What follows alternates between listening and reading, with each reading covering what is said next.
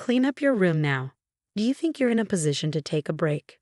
Annie's voice cut through the air as she splashed beer on me.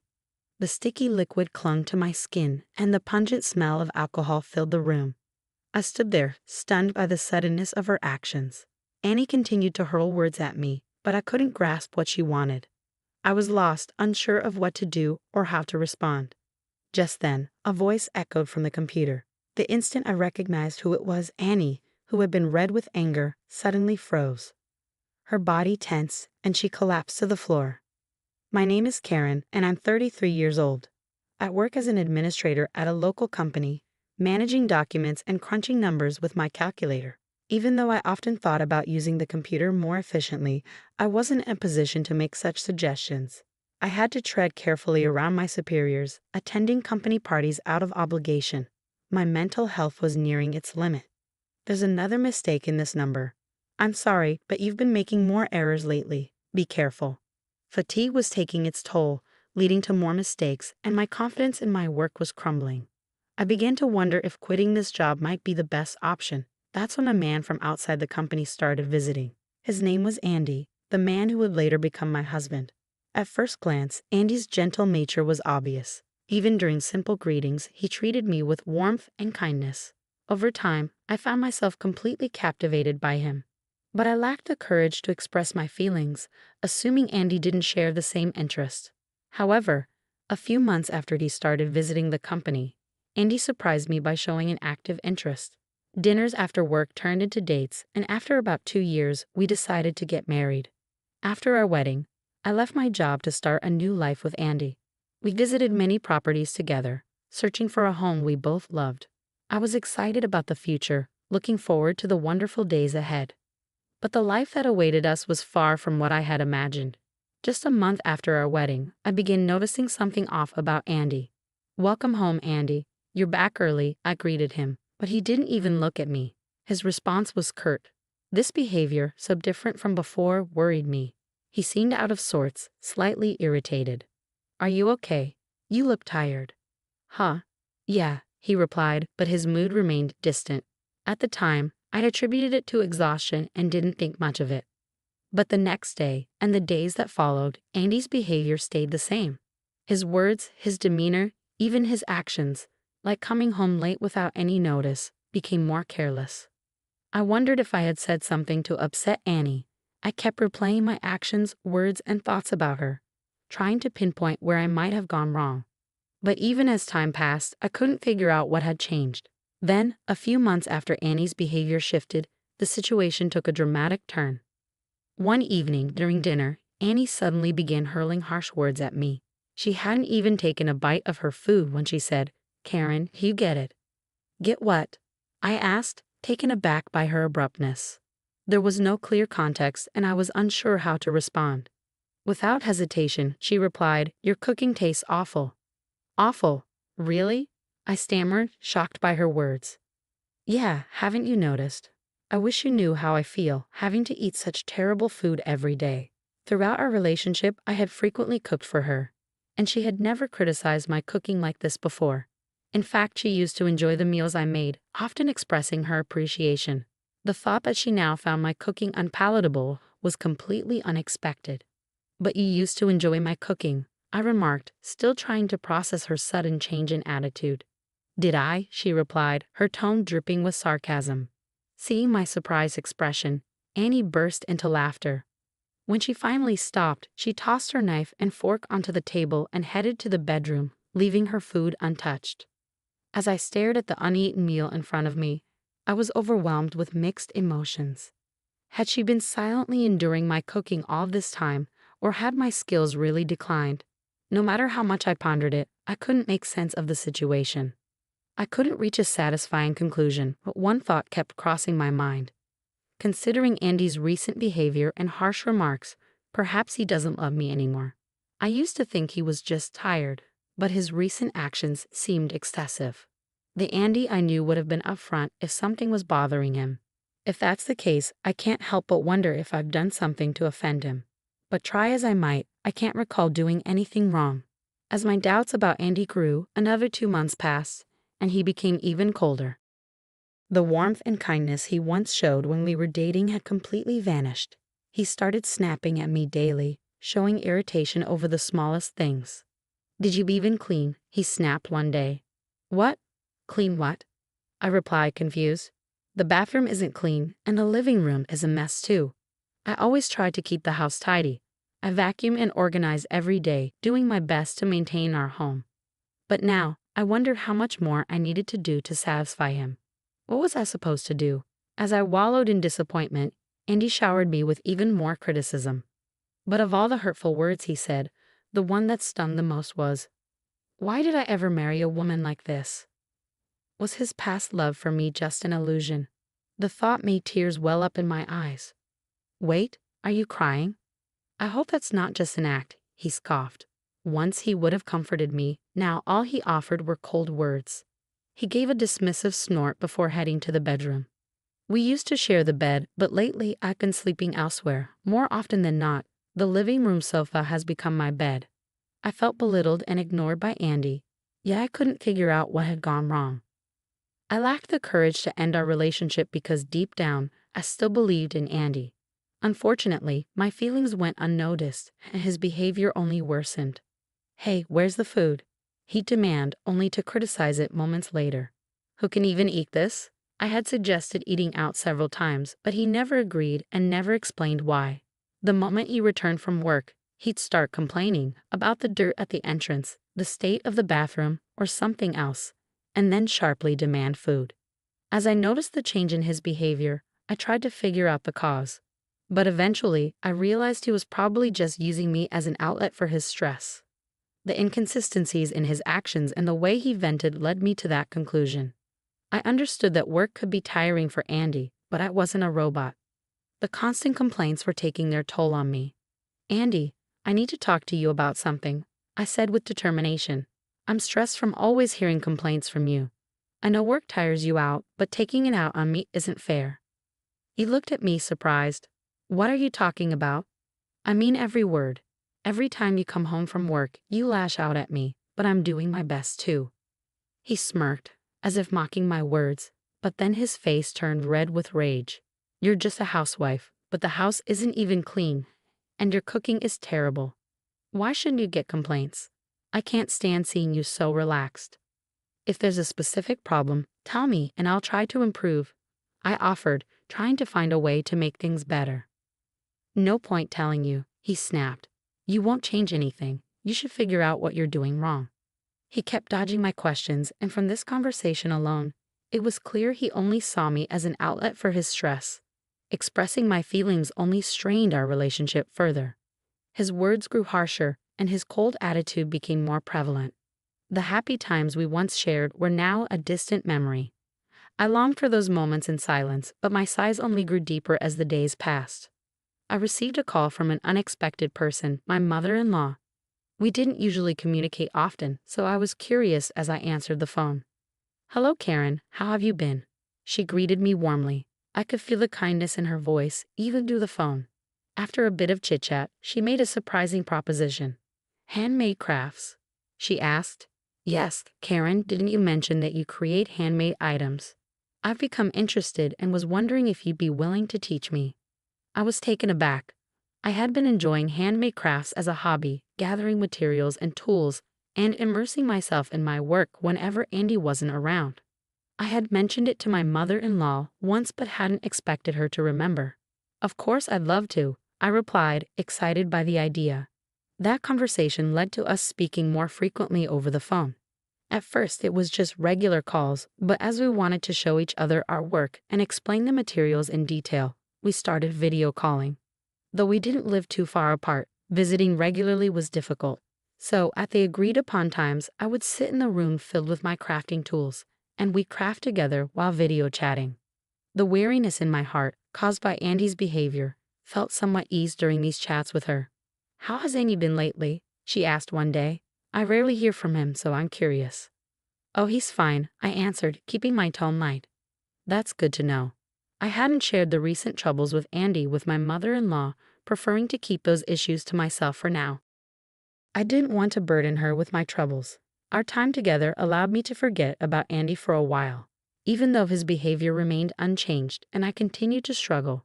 I kept all of that hidden from her.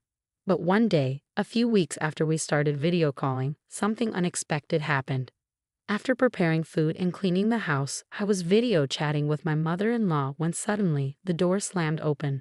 It was Andy. I turned to see him standing near the door, holding something in his hand. He seemed completely unaware of the ongoing video call and slowly approached me. "What are you sneaking around doing in here? Did you finish cleaning?" "What about the laundry?" he demanded. "I've already done that," I replied, trying to keep calm. "You saw me doing housework, didn't you?" "I didn't," he snapped. Andy had been engrossed in watching TV in the living room, so his reply wasn't unexpected. "You're always watching TV," I muttered. "What? You're annoying," Andy yelled. "Clean this room now. Do you think you can just take a break?" Then, without warning, he threw what he was holding at me. The smell hit me instantly. It was beer. My clothes were soaked, sticky with the scent of alcohol clinging to them. Andy looked amused by the scene he had just caused. I was so shocked that I couldn't find any words. "Once you understand, get on with the task," he barked before kicking over a pile of books nearby. His displeased laughter echoed throughout the room. I said nothing, just staring at the books soaked in beer. At that moment, an unexpected voice rang out, cutting through the tense silence. "Is that all you have to say?" The voice was familiar, and it was coming from the computer. It was Andy's father, my father-in-law. "Dad?" Andy's voice wavered, his intimidating presence suddenly fading into fear. "I saw everything," my father-in-law said sternly, yelling at Karen, throwing beer at her. "What were you thinking?" "It's not what you think, Dad. It's a misunderstanding," Andy stammered, visibly shaken by his father's anger. "A misunderstanding? What do you mean by that?" his father demanded. "It seems like this isn't the first time something like this has happened, is it? When did you become like this?" My father-in-law's voice was filled with disappointment, the kind that cuts deep. Andy stood silent beside me, no longer the domineering figure he had been just moments before. Then my father-in-law turned to me with an unexpected offer. "Karen, would you come over to our place? Right away.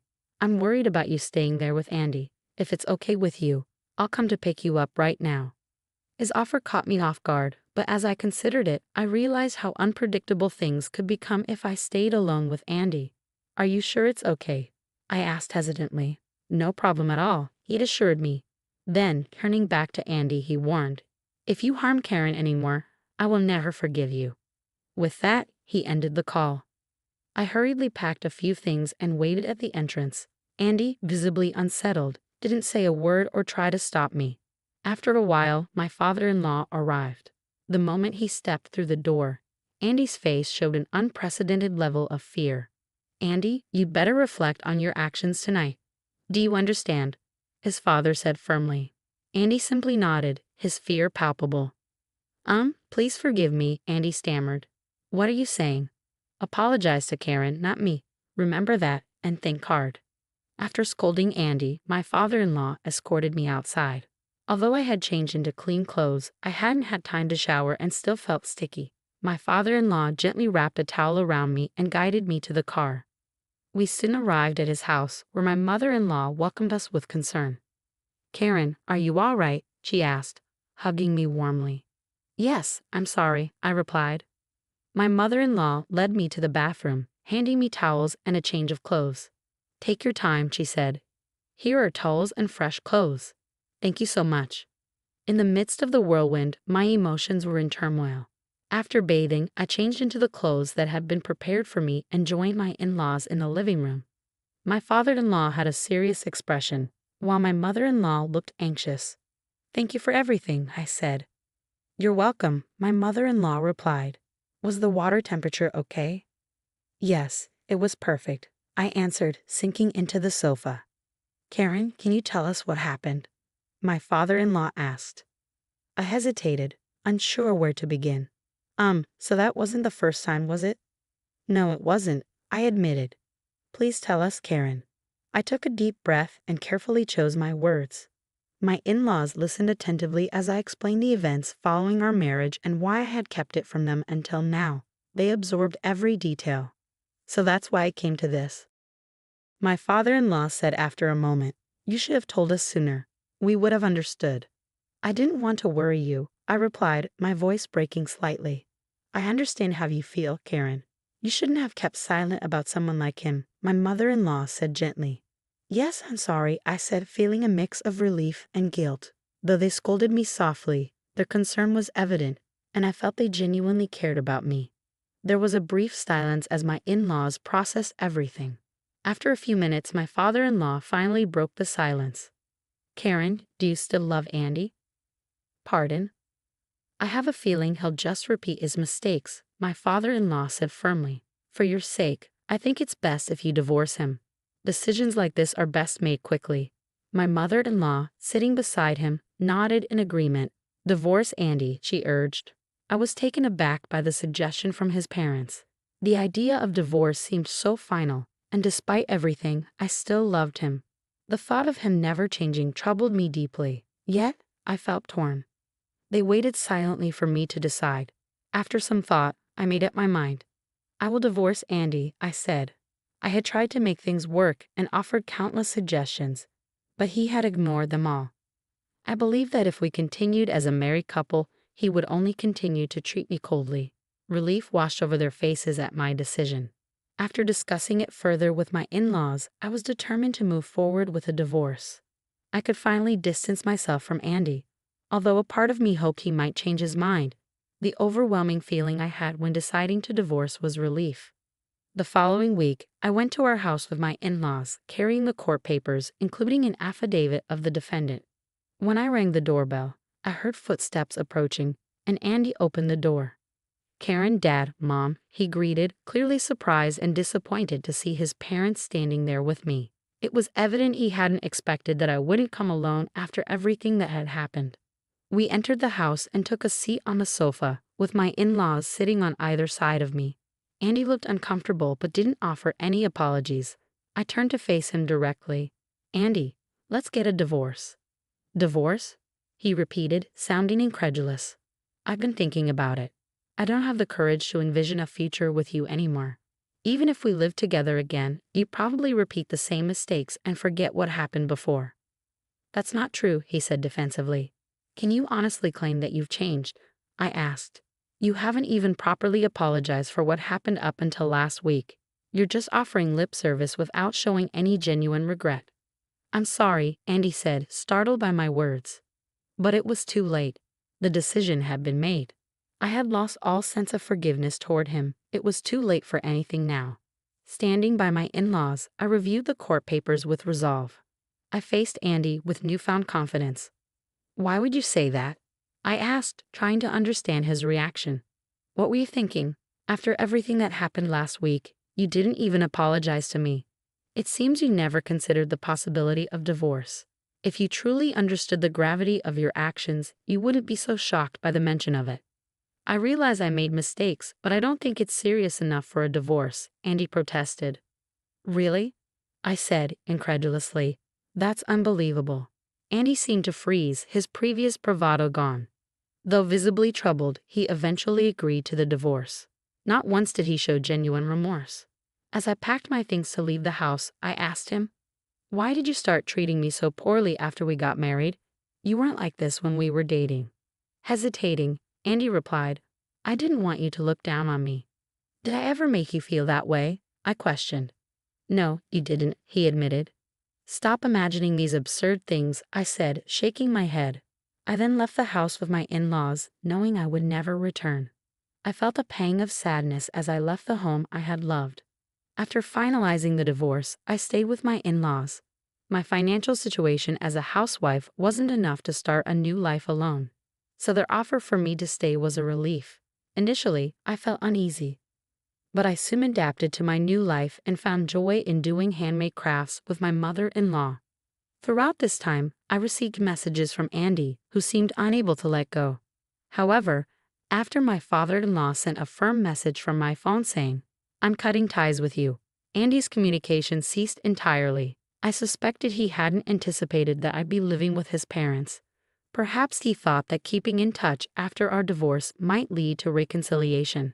It felt as though he was looking down on me. I am genuinely grateful to my in-laws for suggesting the divorce. A year has passed since then, and while working part-time, I lead a fulfilling life on my own. Though I felt bad about relying on them too much, I decided to be independent even after leaving their home. My relationship with my in-laws remains strong, and they continue to support me. Though we are not related by blood, they welcome me with the warmth of a real family. My goal now is to show my gratitude towards them and find ways to bring them joy every day. I live with a heart full of appreciation for my in-laws.